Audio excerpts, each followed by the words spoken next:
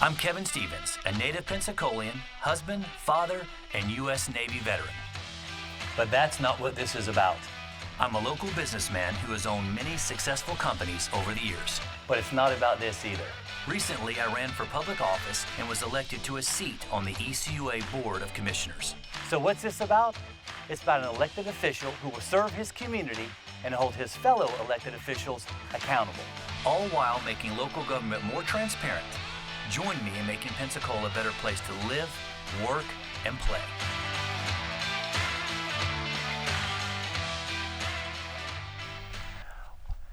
Well, good afternoon. Welcome to another episode of On the Board with Kevin Stevens. So today, like I said, you got me.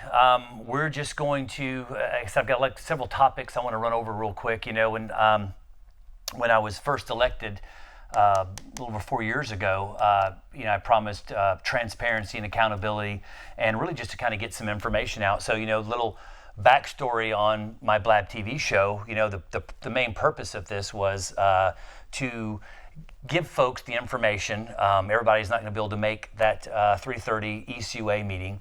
I've got several calls about, when can we move the meetings, at 5 o'clock, and always welcome those individuals to come to the 3:30 meeting. But this show, large in part, is to just kind of educate the general public on the goings-on of the Emerald Coast Utilities Authority, and then hopefully answer any questions, like I said, after the show via text or email or phone call. So. The other reason I did this show was to actually bring on some fellow elected officials and just kind of hear from them. Like I said, there's a lot of noise going on out there on social media, especially now when we have an election time going on between now and August, and then of course the primaries in November. And so I always wanted to have a show, a platform for other elected individuals to come out here and just kind of educate the general public, like I'm able to do, on what they do, some of the behind the scenes, and a lot of times just clear up any misconceptions. So right now we're going to jump into it. It is that time again for ECUA when it comes to us talking about our budget and potential rate increases. And so that we've been in hearings and budget hearings for the last goodness gracious couple months on that now. And then of course 2 months ago we're pretty much doing Monday through Thursday 5 to 6 hours going over the budget, going over the capital improvement programs, going over the operating budgets. So if you're having trouble reading, please feel free to give me a call. And it covers everything. It covers everything from water and wastewater, water production, water distribution, segments, administration, finance, information technology. So basically everything that it takes to run the Emerald Coast Utilities Authority, and it's pretty massive. Every time this time of year when we're discussing rates and the possibility of increasing rates, which we're doing now, I always remind folks that again. Going back to, and I'm going to be touching and going on this election cycle because this is my cycle as well. I kind of remind folks when they say, Kevin, when you were elected or when you're running for office, you said you'd never raise rates. And I quickly correct them. In the age of cell phones and social media and recordings, hopefully someone's got that video footage somewhere when I think I had a couple town halls at Jimmy's Grill and some other folks, Scenic Hills Country Club, some other District 5 locations. But I said, no, I never said that. What I said was, I will look at the budget. I will go through it piece by piece. Me being a CFO of various companies, I've got in-depth knowledge on financials, debt schedules, balance sheets, cash flow statements, et cetera, et cetera. I said, I will look for waste redundancy, and I will cut that where we can. I will tighten our proverbial belts, if elected, when I can. And then after I've gone through our house, our proverbial house, and cleaned our proverbial house, then if there's a shortfall in the budget, I will certainly consider a rate increase. That was prior to, and keep in mind, that was 4 years ago, so we're dealing with COVID. Whole different election time. I tell some of my friends and colleagues and acquaintances who are running now, I'm like, you guys and girls got it easy because you weren't having to door knock with a mask on, or you weren't having to step 10 foot back, and you weren't having to get the crazy looks like, what are you knocking on my door now? Don't you know there's a pandemic? I said, so I'm not taking anything away from you. It's hot out there, but it does kind of lighten the load a bit.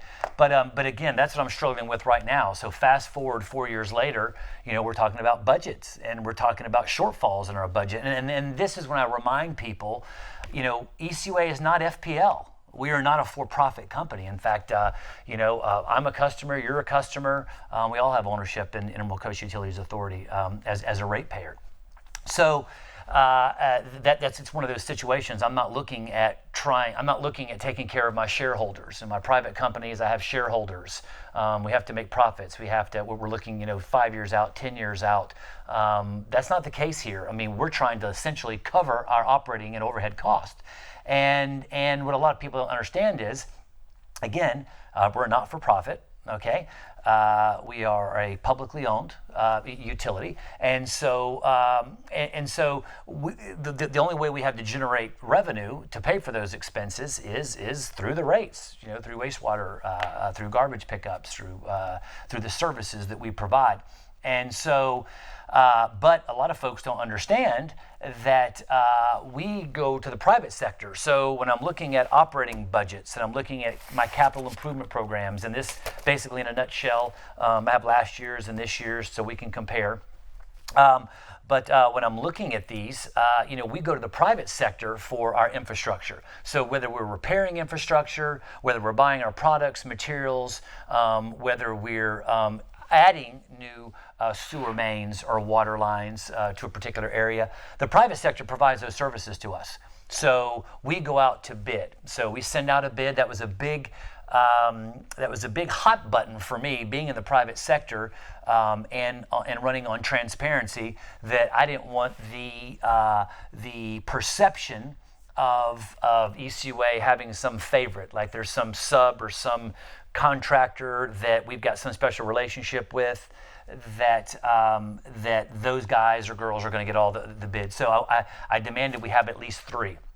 So listen, my big hot button is I want three competitive quotes, a level playing field. Not that we didn't have that before. I'm not implying that, but again, there was a lot of contention 4 years ago with ECUA and some of the handlings of various situations that I came into after the fact. So I didn't want there to be any perception of that. So, but I can tell you, looking at last year's and year before's estimates on running, 150 yards of new sewer main down Michigan, for example, or the Brownsville community, or septic sewer conversions.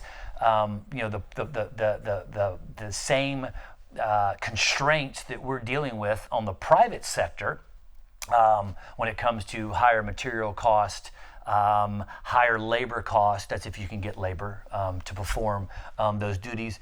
We too are affected by that. ECUA is also affected by that because, again, it's the private sector that we go to. So, when I hear folks say, why are you paying this, or why are you paying that, or why are you spending this or that, or you could cut corners, I'm like, look, at any time, someone please call me up.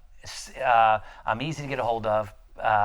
And I'd love to sit down with you and you run over this budget and you show me where I could cut this budget. You show me where there's waste or redundancy. I'm all ears. So that's something that I really wanted to, and I find myself doing this quite a bit. Phone calls, mostly emails I'm returning, explaining to people about our budget and where the actual revenue comes from.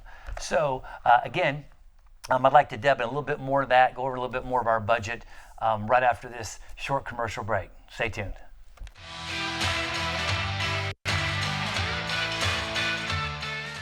Extreme Pumping and Septic. Septic system services, lift station services, storm drain jetting, grease trap cleaning, and more. Extreme Pumping and Septic is your portable toilet rental headquarters for Baldwin, Escambia, Santa Rosa, and Okaloosa. Got an extreme emergency? Extreme Pumping and Septic has 24/7 emergency services 7 days a week. Extreme Pumping and Septic is the only septic company in our area with financing options. Call now or book online at extremepumpingandseptic.net. Hi, I'm Sean McCorkle with Genesis Land and Title. What makes a great title company? Forbes magazine says that a good title company does two things well. They coordinate the transaction efficiently and they provide remarkable customer service. You know, there are few things worse than poor customer service when you are spending your hard-earned money. Our professional and friendly team will go above and beyond to ensure that your closing experience is as pleasant and stress-free as possible. At Florida Insurance Agency, we have enough available resources to insure just about anything in Florida at the best rates. With dozens of companies to choose from, you don't just get a policy, you get the best policy for you. That means savings and comfort, knowing you are covered. We're only a local phone call away, and you can stop by any of our 3 offices anytime for assistance. Florida Insurance Agency. Our policy is great service. Extreme Fleet Maintenance is a complete hydraulic and diesel servicing company for the Gulf Coast region, specializing in Ford Power Stroke, Dodge Cummins, Chevy Duramax, and all diesel. We work on light and heavy-duty vehicles, forklifts, hydraulics, generators, warehouse, and farm equipment. Our emergency services are 24/7. When you need us, we are there. Call us at 850-972-8087.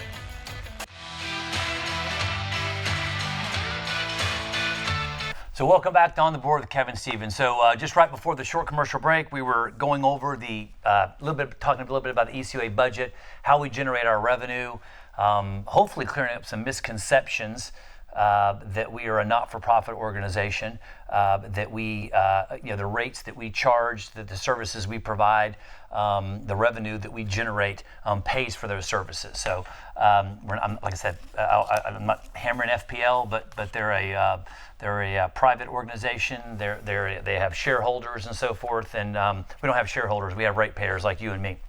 Back on the budget. So that's what we're in right now. ECOA is in session right now. I'll be going again in a couple weeks to my board meeting to discuss rate increases. And again, going back to what we're paying now and what we were paying before for everything from the chemicals we use, the scrubbers that we use, our lift stations.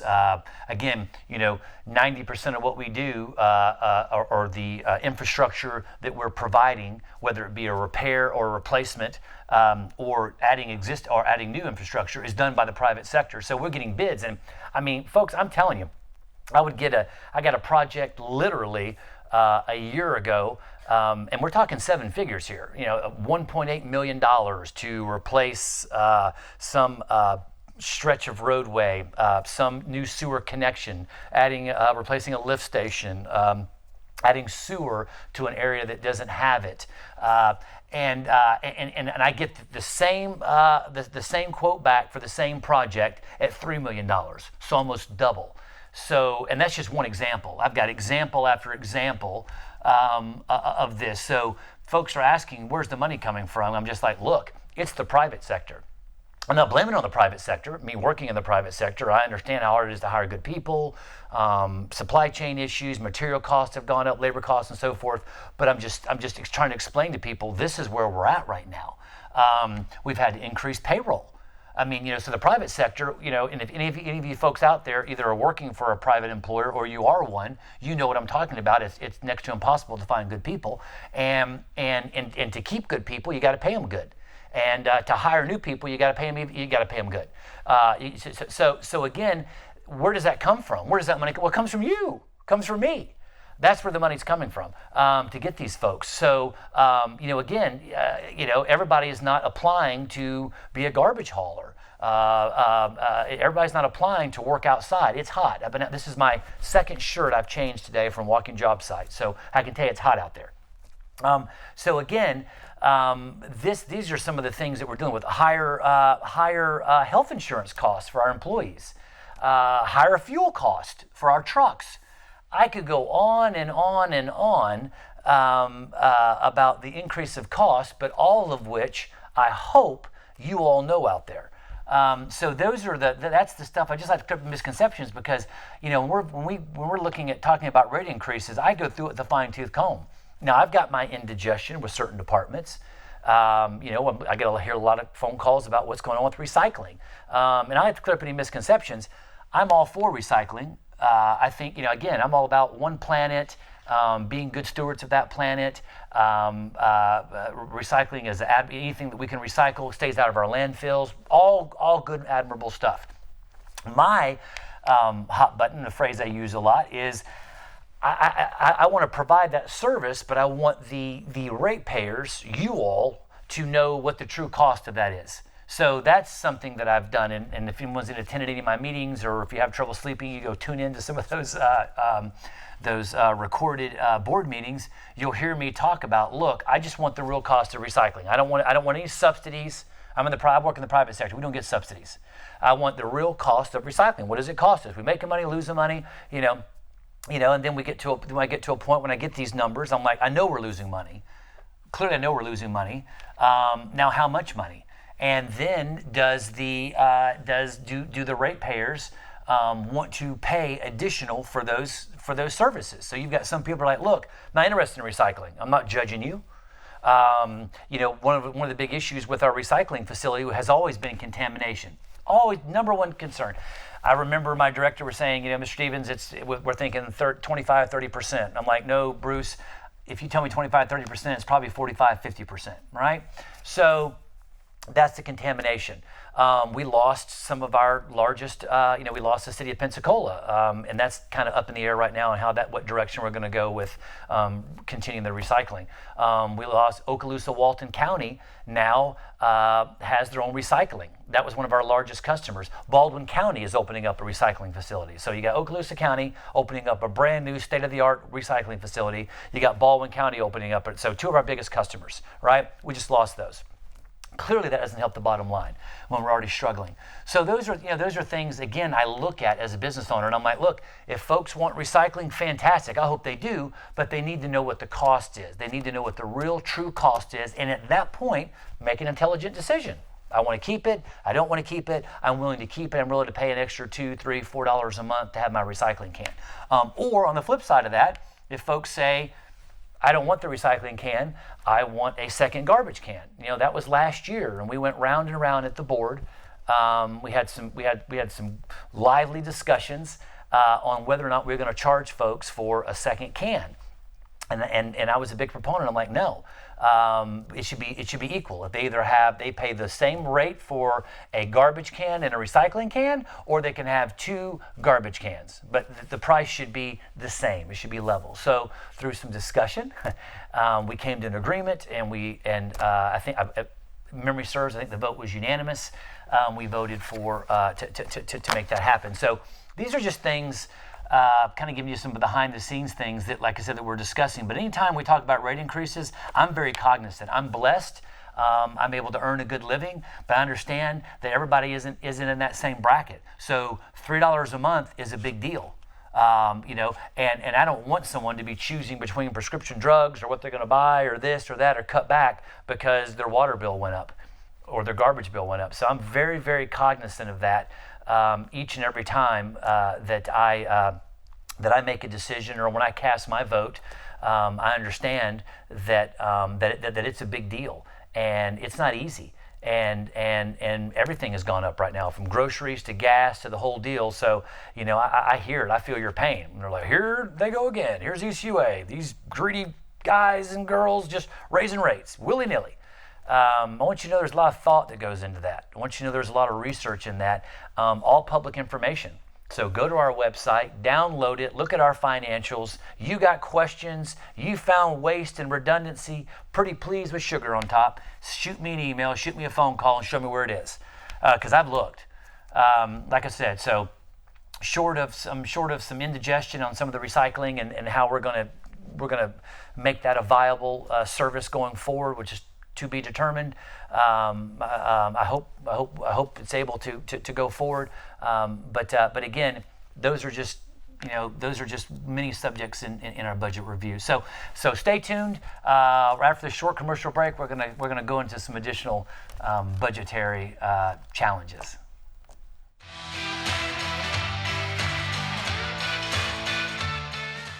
At Florida Insurance Agency, we have enough available resources to insure just about anything in Florida at the best rates.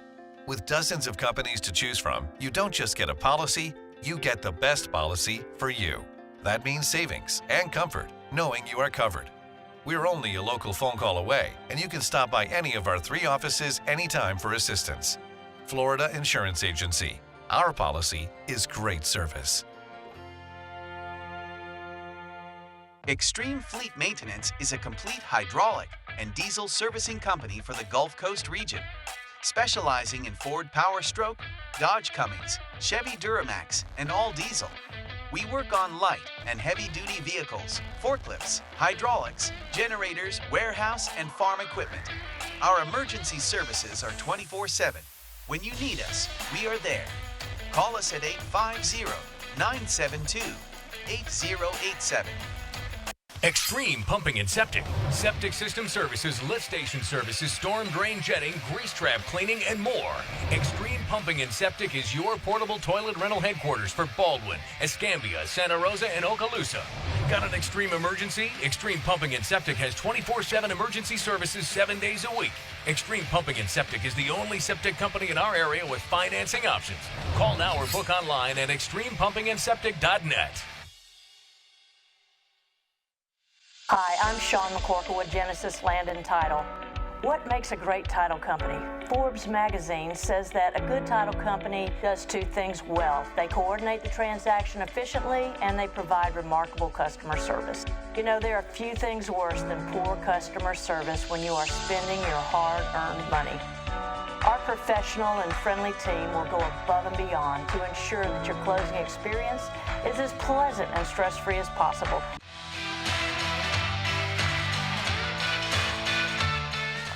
Welcome back to On the Board with Kevin Stevens. So prior to the commercial, we're just going over more budgetary discussions. Again, you know, ECUA is in session right now for the next couple months discussing rate increases, our budget, where the shortfalls are. And I can tell you right now, folks, there's a lot of shortfalls in our budget right now. But again, so shifting gears right now, because again, 30-minute show, it goes fast.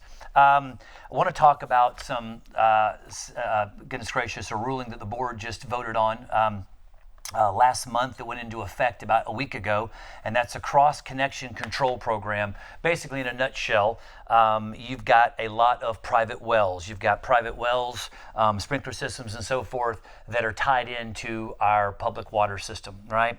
That require that the FDEP wants you all to provide a backflow preventer, and this is in hopes of preventing any contamination in our water supply.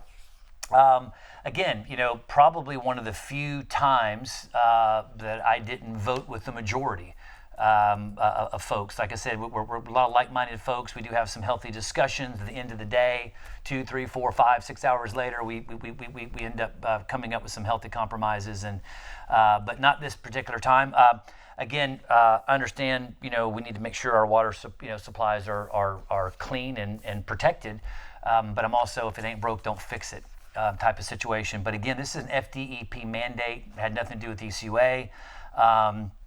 I'm a bit of a gambler, so I was like, my contention was, look, how many issues have we had of contamination from farms, from wells? How often has contaminated water gone back into our system? The answer was essentially 0. But again, FDP is making water municipalities throughout Florida comply with these backflow preventers. We've been sending out letters saying, look, you have to provide these, you have to show us you've got these, or disconnect your irrigation system, in some cases, from our supply. We haven't got a lot of compliance. Now ECUA voted to literally give you a specified amount of time. That's still being modified right now. And if the individuals don't comply, we shut their water off. I felt that was a little extreme. I voted against that, but again, outvoted on that particular stance. And I understand the other board members who did vote in the affirmative for it. They had great arguments. It's like, look, if we don't vote for this, FDEP is going to fine us, in which case they're going to make us have these individuals put in these backflow preventers, and in which case the ratepayer could possibly pay a fine. or we'd pay a fine with ECUA and then pass that on to the customer. So, but again, my argument was, look, let's go ahead and get that final notice, that warning, final, and then we're going to start fining you. But until then, I'm not okay with shutting folks' water off on situations we haven't had any issues. But again, there's only out of 100,000 ECUA customers, there's only 4,000 folks that this affects. Most of which are in my district, by the way, District 5. So. Again, I've instructed with my staff prior to us shutting anybody's water off, I want to be notified directly. I want to make sure there's something to get missed in the mail, that Mr. Smith or Jones didn't see a letter or whatever the case may be. So I've instructed my staff, before we actually shut someone's water off, I want to be notified. Because if I have to drive out to their house and knock on their door and say, ma'am, sir, did you get this letter? Here's the situation. I don't want to wake up one morning and not have water. So don't be alarmed there. But we are trying to put some teeth into an FDEP mandate. So if you've got a auxiliary water supply tied into our system with your well, if your sprinkler irrigation system, fire sprinkler system, things of that nature, reach out to us. Pay attention to that letter. Let's talk about some positive stuff before I have to wrap up. I've got your emails, I've got your phone calls, as well as the other board members. I've got your phone calls about you guys have this antiquated bill payment system that is back from the 1960s and the age of technology and smartphones and so forth. Why can't you do a better job? Why can't we go online and get our bills taken care of, set up, look into it, and pay automatically and so forth? We're here. It took us a while to get here, better late than never, but ECUA now we're very pleased to offer the new ECUA's new online bill pay system. So again, super excited about this because again, I've been getting tons of calls on this, on goodness gracious, on, can I just pay you online? Can I set up my account? Can I get a system activated? Can I get my bills set up with my computer, smartphone? Can I get notifications and so forth via email and so forth about your bill payment system or my bill? So we're here. You should be getting. We've advertised on our ECUA website. I'm gonna advertise it here as well. To get signed up, it's free. So please. Take advantage of that. It was a lot of trials and tribulations and dealing with IT departments and various private companies to find the company that could implement this program for us, for you. Very cost effective, very secure, right? You're putting in confidential information, so we make sure it's secure. So we feel like the company that we chose is a good fit for that, and I think you're going to be really pleased. Other thing is, be patient with us. I know we've gotten a lot of phone calls about missed garbage pickups. Like I said, call me, you guys. My number is going to be on the bottom of this screen. Call me, email me. The email is the best. Email me, name, address, phone number, brief description of your issue. I'll get it handled. So my email will be here. Please save it, email me, pass it on to your neighbors. Bulk pickups. Again, we no longer just drive subdivisions randomly throughout the day, throughout the week, and in hopes of finding a bulk pickup. It's very inefficient, very waste of man hours, fuel, wear and tear on our trucks. You have to call us. Just give us a call. Give us a call, we'll come pick it up. There's still no additional charge as long as you meet the parameters and size constraints and material constraints of what ECUA allows in bulk pickups. We're going to come pick it up. But it was just, and I was in agreement with that. Waste of resources to drive into subdivisions who had no bulk pickups. But you still got a lot of neighbors that are complaining, hey, Mr. Smith or Jones have got their couch set out there or their bulk items and they're still sitting there. That's because they haven't called us. So so please let them know. If you're not informed, now you are informed. But let your neighbors know that, look, have you called ECUA to schedule the bulk pickup? They'll come out still free of charge to pick that up for you. As always, shameless plug, we've got, I don't know if this will make it before Saturday, but we're doing another, Michelle Salzman has been gracious enough to allow me to contribute yet again. I do this every year, multiple times a year, to the Manna Food Drive and the Backpack Drive. So Olive Road Baptist Church this Saturday, free food, free backpacks for the kids. Please come on out and see us. There's a great need in the community. Again, thank you for your trust in me and allowing me to continue to serve you. God bless. Have a great day, and we'll see you next month.